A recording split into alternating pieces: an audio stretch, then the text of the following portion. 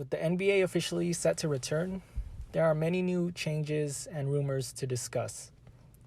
First of all, the league will resume play in Disney World in Orlando.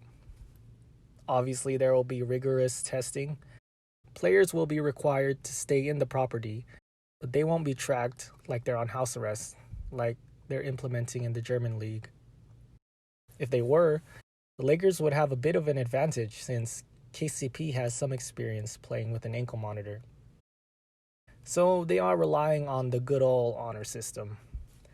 Hopefully it works. Nobody wants to be the guy that shuts down the league again because they wanted to leave the happiest place on earth. They would not only be letting their team down, but the entire league, the fans, not to mention the sponsors, and a lot more money would be lost. So hopefully that will be enough of a deterrent, but you never know. Players and staff will be allowed to bring up to 3 family members with them, but exceptions will be allowed. The actual theme parks will be open by the time the NBA resumes. So if you're planning to go to Disney World for a chance to see LeBron on Space Mountain or Anthony Davis riding the teacups, cancel that right now. The players will not be allowed in the parks. That would be foolish. That would mean a higher chance of exposure.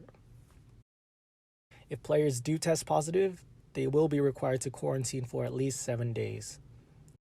In order to offset the possibility of losing players to injury or a positive test result, the NBA is opening up a transaction period that will allow teams to sign eligible free agents and convert two-way players into their rosters.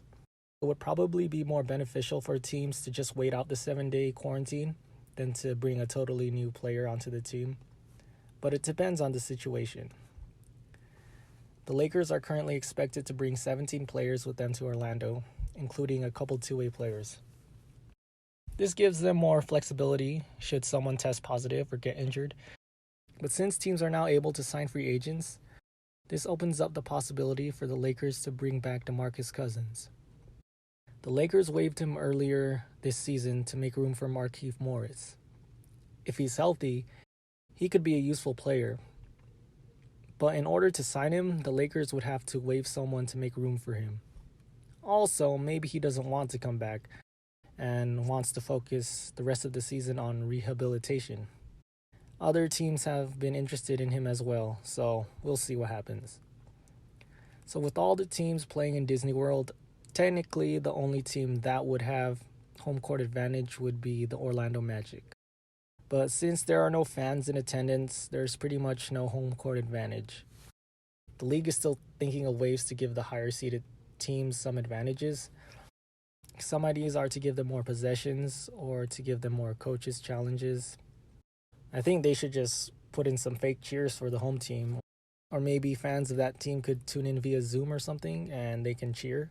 That would probably be hard logistically, and they could probably be hacked or something. I don't know, I'm just spitballing here. But I just want the Lakers to have any advantage they can.